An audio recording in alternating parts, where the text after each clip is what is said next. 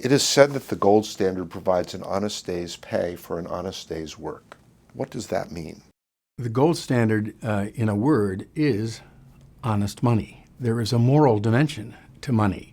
Money is a trust. It's what a man or a woman earns every day, which they expect to pay their expenses, and not to mention pay the education for their children.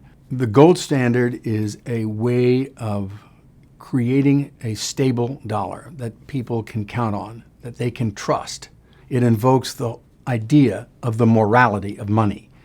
A dollar which today, for example, is worth about only 20 cents on the dollar of what it was in 1970. Most of Americans, having been alive at that time, may not remember, but the dollar today is worth literally but 20 cents on the dollar. This is a dishonest dollar.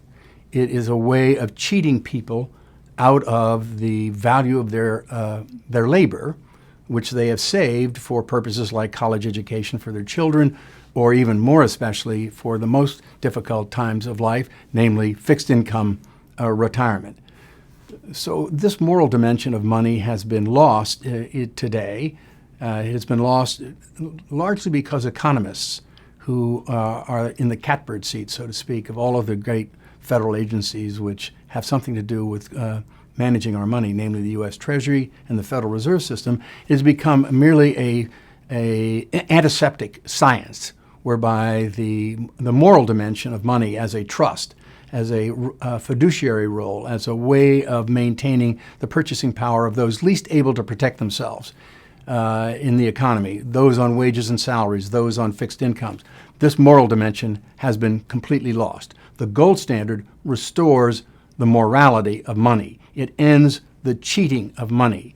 It ends the role of the Treasury Department in financing its deficit by printing new money and therefore reappropriating that savings, which actually belongs to middle income and working people who have saved it but are unable to protect themselves by inflation.